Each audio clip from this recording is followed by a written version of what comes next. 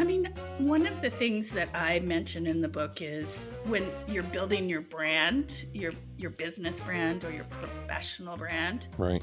is to keep it somewhat separate from your personal digital brand.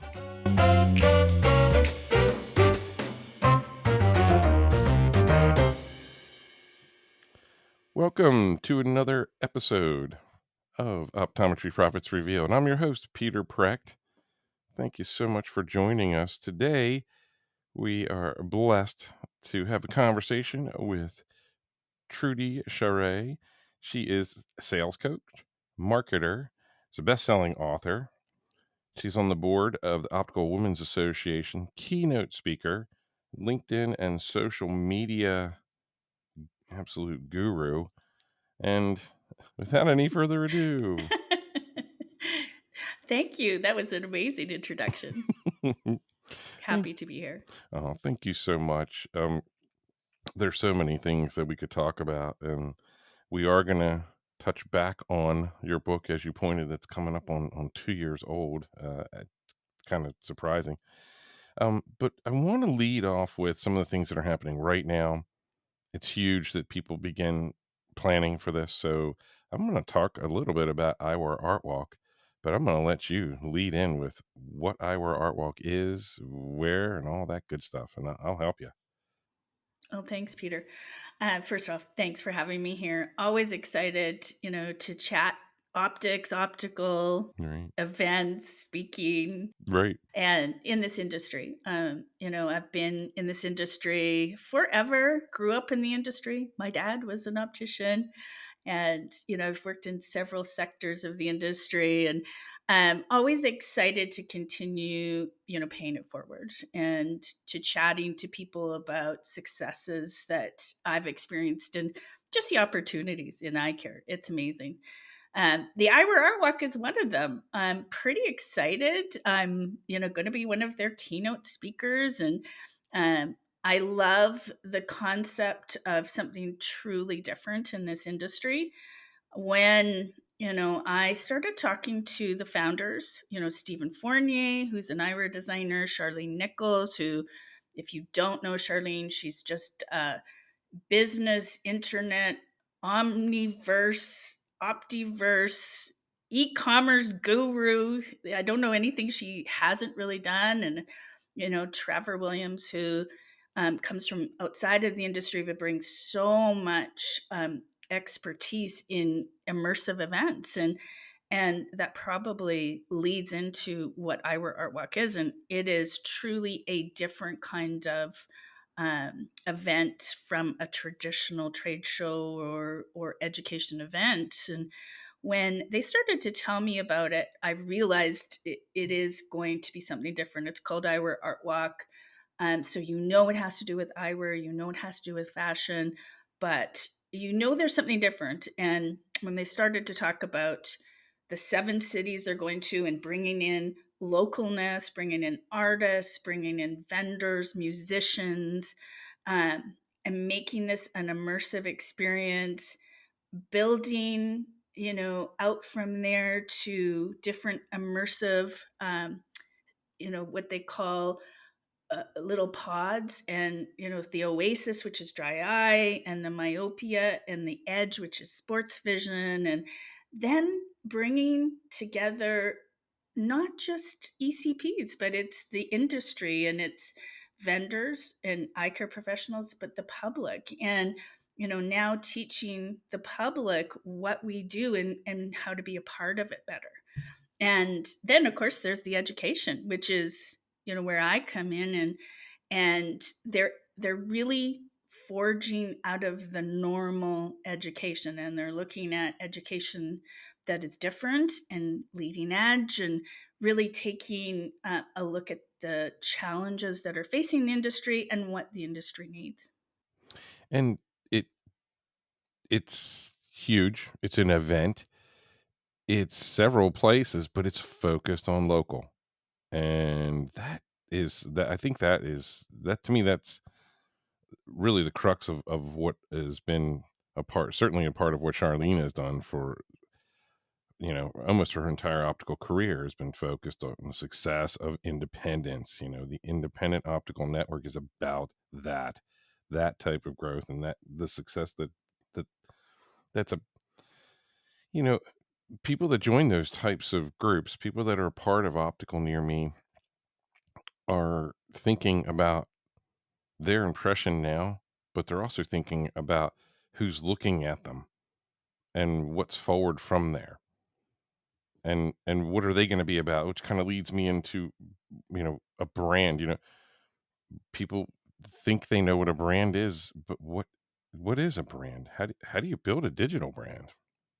Well, it's funny that you talk about digital brands because that's what I'm all about these days. And, I own a marketing company. We started marketing for ECPs in 2015, and it was really focused on helping ECPs, optometrists, opticians, ophthalmologists, uh, build a better digital presence. And we wanted to do something unique in the industry, and that was customized marketing, really focused on exactly who they were and showcasing who that ECP was and what they do and what's different about them.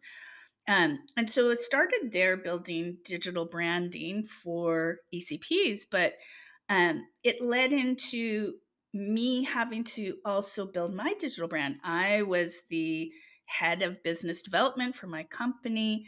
I was out there trying to talk people into doing business with us, and I had to do a lot of it online. And of course, my book, which I know you'll get into in a minute, is really talks about how COVID threw me almost 100% online. But I quickly realized that there's a brand for your business, and then there's personal brands. There's your brand as a person, as a professional, as a sales rep, as a optometrist. You have a brand, and majority of people, what I realized, weren't taking advantage of their digital brand. And in today's world, it's like your digital business card.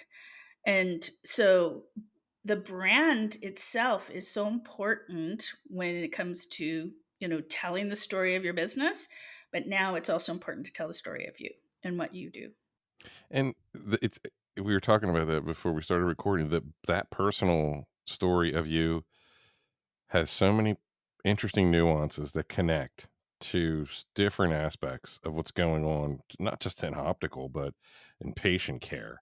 We can take it 3 or 4 steps back, and it's pretty amazing to see the origins of automation, where we're going with it, the digital connections that are able to take place at a high speed level that weren't even available before, not that long ago, really, when you think about it.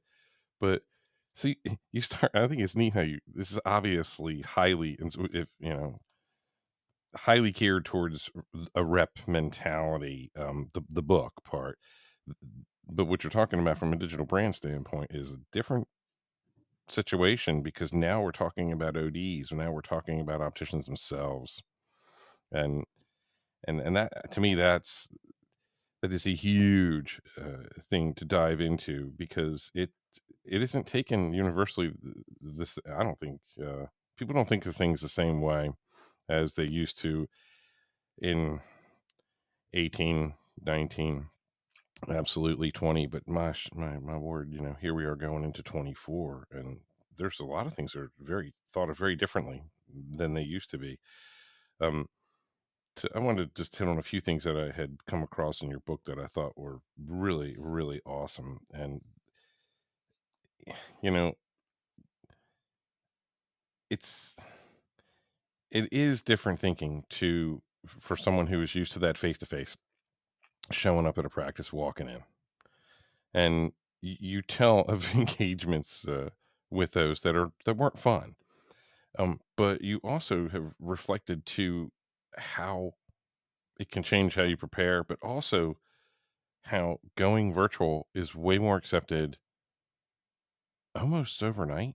And how does can you talk about that? How is that okay now? And I love this quote: "Be visual and engaging." I Yeah. I mean, I'll backtrack for people on the call on this, podcast who don't know about the book. I wrote a book Oh, I'm called The sorry. Digital Sales Rep. And I dove in without even introducing the digital I, sales rep. I wrote it in I do this. 2021, published it in 2022, Right. and it was based on numerous things, but it was based on a lot of what happened to me and my company in, light of COVID and the shutdown of businesses everywhere. Of course, our business. And it also was a reflection of a lot of learnings in my career over time. I'm an optician. I've worked in retail. So I've been on the front lines. I've worked in wholesale for Bausch and Lomb. I've worked in clinical for Optos.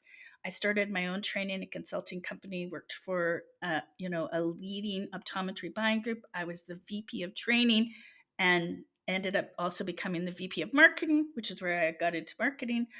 And a lot of the stories that I talk about in the book are numerous business and sales tips from my career in many facets of eye care, Right. and not just digital. And I want to say that there's so many business tips. And I know, Peter, you even said there's business tips for everyone. Right. That I've had optometrists read this book that said they learned so much from it. There's, although I wrote it as a guide for sales reps in any industry, it certainly got so much as far as building your personal brand online. And that's where I'm going with my second book, by the way, which I'm working on, is how do I help everyone in eye care build their personal brand? An optometrist, an optician, a salesperson, a CEO, an executive, and a podcaster. And how do we teach people your story digitally? But the book itself was really, what I did to take my personal brand and continue to build my company online as everything else was shutting down. And I learned quickly that I could touch more people digitally than I ever could traditionally, than I ever could knocking on doors, than I ever could going to trade shows. And I could build my brand quickly and reach out quickly to people. And then, of course, I know this is one of the favorite parts for me, and I know you mentioned it as well, is I also learned, not just to reach out and try to sell to people, but to help them and to give value and to be a benefit and to give them something of value. And the more I gave, the more people wanted to connect with me and work with me. And so I started to really create so many resources for ECPs and people in the industry to help them not just get through COVID and through everything that we're going through. Now, what you just said is so pertinent on LinkedIn. The people that I see have the most successful engagement continuously on LinkedIn are just offering up the farm. I mean, they'll give you pearls of just fantastic wisdom and takeaways. It's like, I, I can't stress enough how that's really what the forum is about. But the truth is, it's an information exchange first, because that's what keeps the engagement. That's what makes it interesting. And dare I say, worthwhile. I mean, hey, the sales are there. The sales will close. The people will do. That's what it's almost secondary. It's not what's going on at the forefront. And this is what you're teaching, I gather. Almost more elaborate, obviously, than that. But there's one thing I do want to talk about while we're going into the digital stuff, and it's there's 4 key digital channels that you mentioned, and I thought that this was great information. Obviously, again, this is very sales rep minded, but this is pertinent in so many places. I strongly believe email, Instagram, Facebook, and LinkedIn, our favorite. I just can't stress enough, how, first of all, I think it's amazing what you have done there and talked about there, but I'll let you elaborate a little bit more on those 4, how they've worked for you, how they've worked in optical. I talk about in the book, that I've tried so many different internet digital options to connect and target Right. people in the industry. One of the things that I talk about is the 4 channels that have worked the best for me. and that is email, Instagram, Facebook, and LinkedIn. LinkedIn being ultimately my favorite. It is probably the place that I feel is the most professional channel, and where I find majority of the connections that have helped me really build my business, build my brand, connect with the top leaders in this industry, and truly keep up with the industry news. But each channel has a different audience. Right. Well, that's And what I was getting yeah. to. I'll let you keep going. Mhm. Each channel has such a different audience that it is important to know why you need to be on each one. And I do different tactics on each one.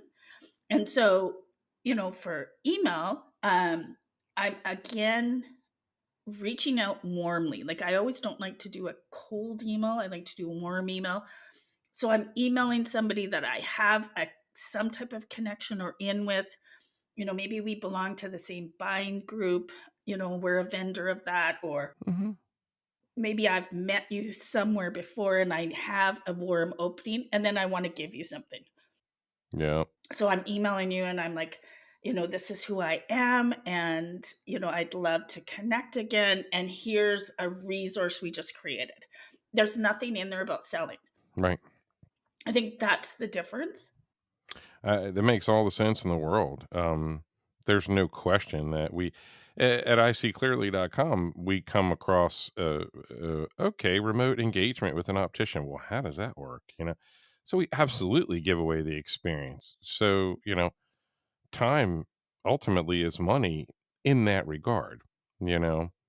Now, you know, seasoned optician who's done it myself, you know, I don't have a problem asking them to give something away because they get it. But I'm certainly not going to ask a complete newbie, hey, guess what? Work for free. No, it's not quite like that. But you have. There's nothing wrong with demonstrating it, and ultimately, if you love doing it, you're going to do that eagerly. I mean, it's incredibly enjoyable to help someone via video get the right frame on their face. I can't explain it. You've done it. You've done it, and you get it.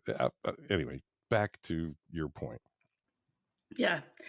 And then LinkedIn, going back to LinkedIn, I think I have literally learned every single way to use LinkedIn to build my following and build my connections and be that, expert in the industry that people are looking for resources, everything from marketing to digital branding to, of course, some of the sales tips in my book.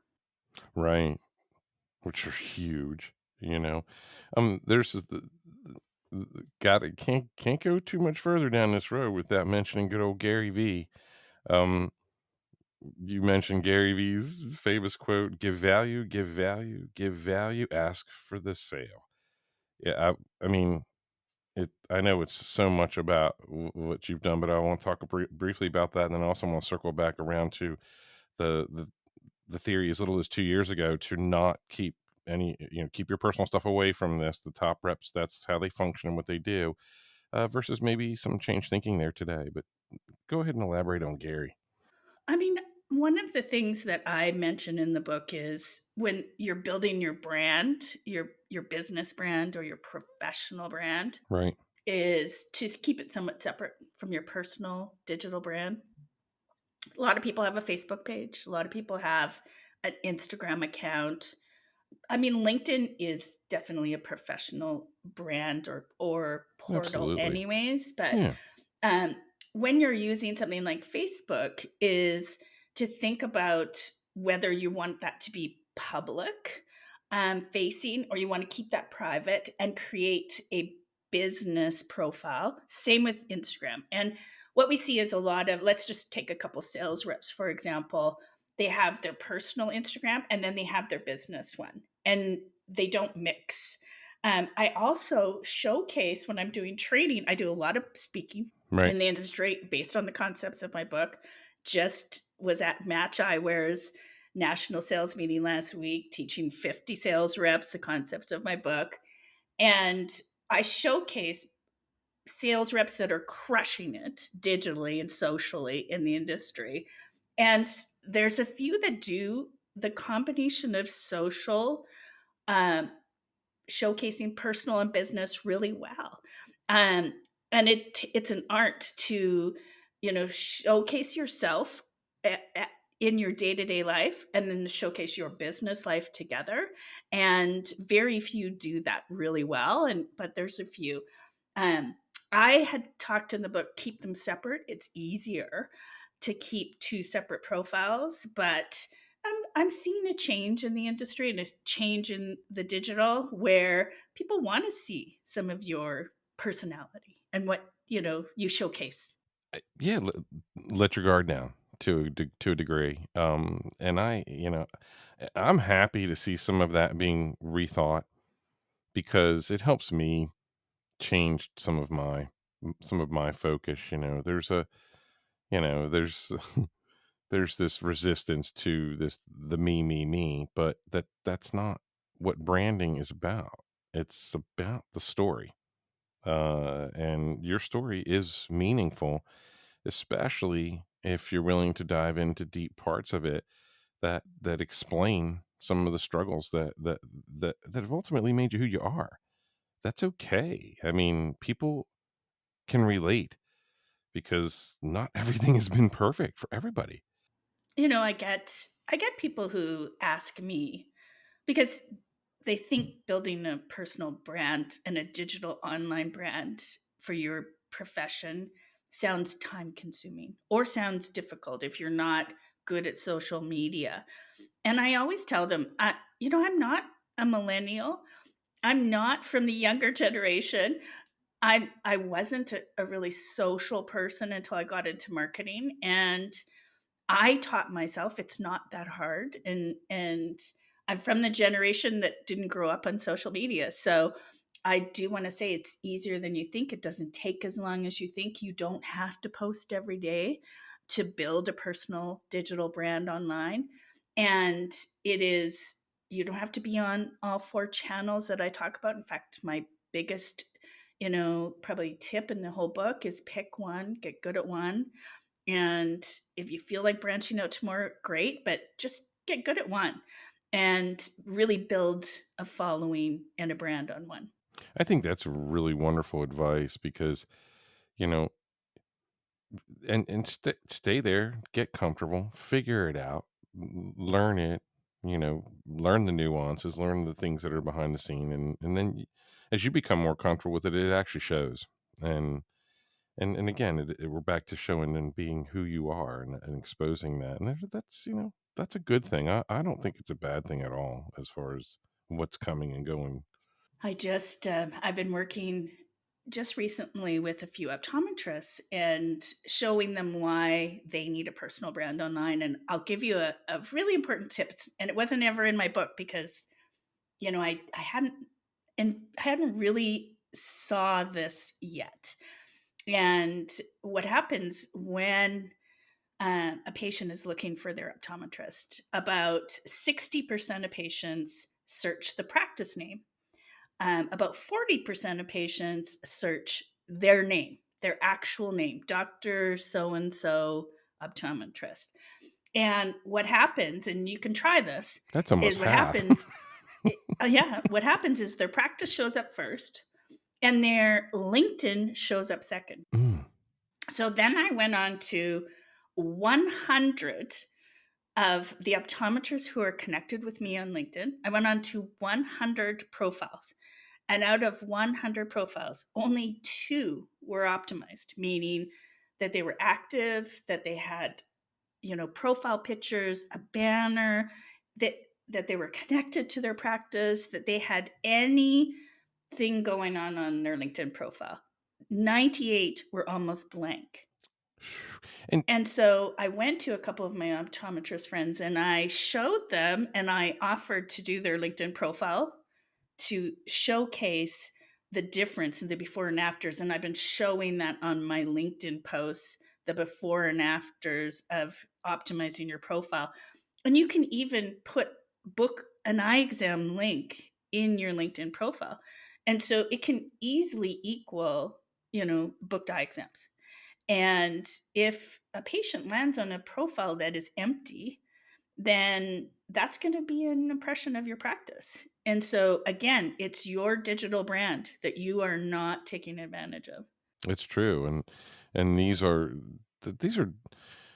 again, you can take it all in and go, oh, it's overwhelming. I got to be an expert at all this, or like you said, segment it, become really good here, but make it a part of your 24 to learn this other segment, to learn this other part. Get comfortable with it, have fun with it, um, but And fix there's it. people who can help you There with you building go. your brand out. That is So that is exactly where I was segueing to, because and that's just at the small levels. At huge levels, this is needed.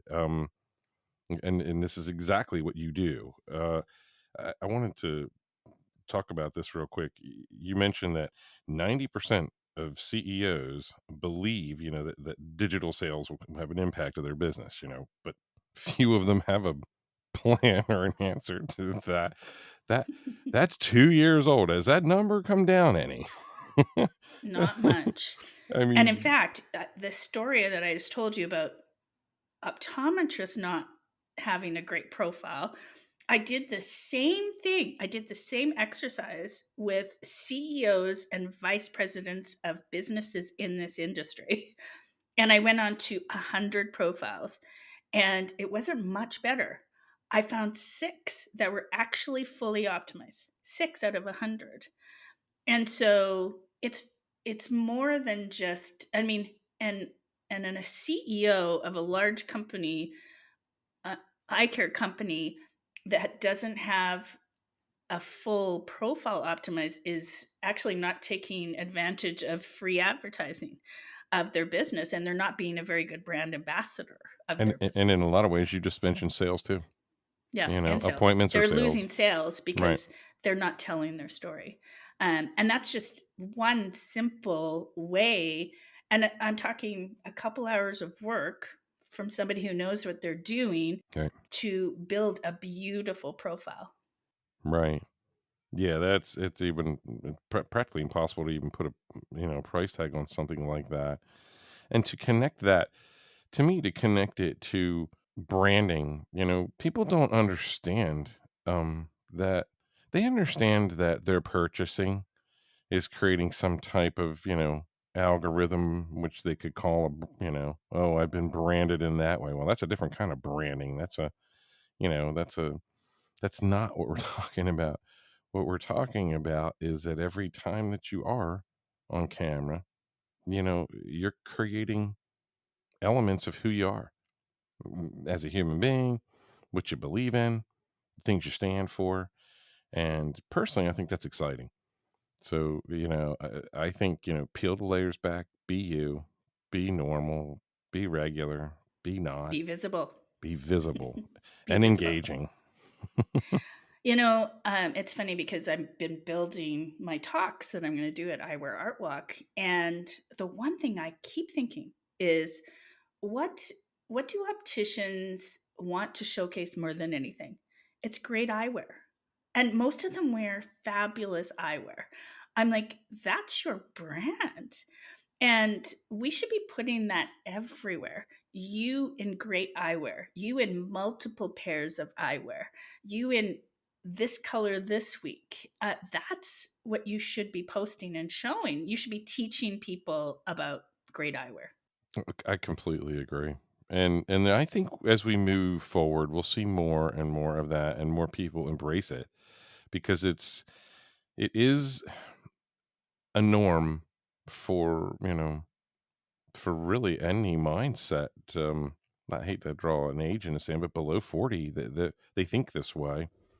Like you mentioned, the millennial mindset is this gargantuan proportion of not just, your working force, your reps and stuff like that, but your business owners and in all elements. It's Well, I think the coming. millennial generation has almost grown up with influencers on social media and internet. And so they're used to people getting out there and showing themselves and their brand. And we've seen people build a brand online, like the Kardashians. And what I want to try to teach, especially at my talks in Ira Artwalk, is how do you become a mini influencer just in the small little area, community, circuit you want to be that expert? How do you be that mini influencer expert? And part of that is by being visible digitally. You can reach way more people and teach them what you do. I read a very cool topic the other day, and it was basically saying that our industry doesn't brand well. We It doesn't matter what you're in. If you're an eyewear designer, if you're an optometrist, we're not good at branding and telling the difference. In fact, if you ask a patient what's the difference between an optician and optometrist, they often have a struggle to tell you. And if you ask them where they're going to go for their glasses, again, they have a hard time differentiating where they should go because we're not doing a good job of telling them why and why they should go to this particular place. And so the brand that you're building is also the brand telling, again, your target, maybe it's a patient, of why choose you and why you are the expert. So, let's take an optometry practice. If you are specializing with a boutique optical, and that is high end, does anybody know that? Does anybody who hasn't been in there know that? Or if all of a sudden you are this dry eye master and guru, are you telling that story digitally? Because I suffer from dry eye. I want to go to the master. I want to go to the guru. And I need to be able to find that as I'm searching for that. I, that's fascinating because it allows you to tell your story, relate it to a specialty. There's nothing, people want to hear that. There's nothing wrong with explaining how some things happened in your family, and this is why you're here. Um, that's perfectly okay. People like that. It's relatable. It helps further the relationship in a different way. Like you said, now we're crossing these bounds of professional and personal, and to me, it's fascinating how it does end up relating to brand because, like as we were saying, as little as 2 years ago, there was a strong interest to keep them separate, and I think it's still overwhelmingly so. But and that's not wrong either. That's what part of to me that's part of your larger message is meet, not just coming out of your comfort zone, but making sure that it's in a way that is embracing and warm so that people want to meet you at that point too. hmm You have to be where people are these days, and people are everywhere. And so some are on social media, some are on the internet, some are on YouTube. And I, what you need to do as you're building your brand is also, where is your ideal client? Where's your ideal patient? Where's your ideal customer? And you need to be there, and you need to be visible. You need to be bold. You need to be telling everyone why choose you, why am I the best sales rep? Why is my product the best? Why am I the best optician? And it's not always in everyone's comfort zone to be self-promoting. And that's why you can do it subtly, and still be very effective. Hmm. That's exactly right. You can you can stay within your comfort zone, but man, there's nothing wrong with talking about your amazing accolades. Um, I've had a couple of conversations with people where they don't, they're not comfortable going down how spectacular they really are and the impact that they've had. W- y- you know, I think that you have embraced that part of the transition of your life and who you are. And to me, it shows right on through. And I'm excited to hear you speak. I'm really looking forward to 2024. This is It's been exciting. I've been working really hard on creating the keynote right now, and I've got some spin off talks I'm doing, and I've got one very cool one I'm doing for ECPs, opticians and optometrists, and then I'm doing another one for suppliers. So I've got some really cool talks coming up at the Eyewear Artwalk. But the keynote, which is what I just been talking about, and that's being this mini influencer, being this brand of you, And building your digital business card is the one I'm really excited about. And how specialized those connections can be and how they can go beyond boundaries. You know, the cool thing about Eyewear Artwalk is, like we talked about, is that local impact. But let's be honest. We're here to talk about that reach being out and beyond that. There's tools for you to use that are phenomenal. Well, very similar to what I've been talking about, which is digital. I mean, although this is a very local event to the cities that it's in, it's also going to be online. It's also going to be digital. And again, it's them thinking out of the box and being where people are and being available to the industry everywhere. And so I don't know everything about how they're offering it digitally, but I know it's going to be an option. So stay tuned if you can't make it to one of those cities. Yep, exactly. Yeah, and it's, and we've just begun to kind of touch the surface as we talk about it. There'll be other interviews, and we're going to dive in deep because to me, it's going to be a complete game changer for if you're looking at anything that's going to digitally change what you do as a brand or as a practice going forward. Eyewear Artwalk is where it's going to begin. So you've got to be a part of it. I think if you can make it to this event, you are going to learn something that's going to take your business forward. It doesn't matter what business you're in. If you're in an optical, if you're in a chain, if you're in an optometry practice, if you're in a LASIK practice, if you are a supplier Right. vendor, you need to be here. Right. This is going to be a very Well, unique event. how often do you get to have a professional event for the office that you can tell the patients about? That's so amazing to me. I mean, because everything's hands on. So that to me, that's going to be the most exciting part of it is that you've got augmented virtual experiences, but it's hands on. It's there and it's happening.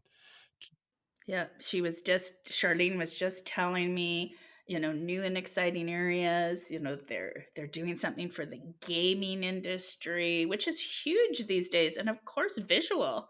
Um, uh, it's something we haven't done before, and just the Oasis where they're going to be showcasing dry eye treatments and teaching patients about dry eye. I mean, I can't wait to see all the different facets of this event. Yeah, it's going to be completely amazing. This has been a wonderful discussion. Like I said, we could go on a whole nother hour about, like you said, other keynotes and the whole other half of your, of your book.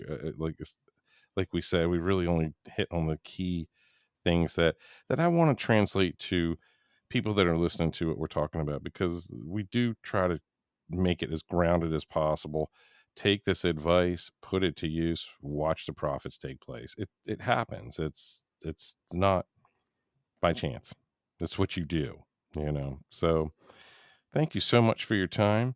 Thank you so much, everybody, for listening to another episode of Optometry Profits Revealed. I'm your host, Peter Precht. If any of this resonates, please visit iseeclearly.com and click the info at iseeclearly.com. Send us an email. We'll have an engagement, see if it's worthwhile.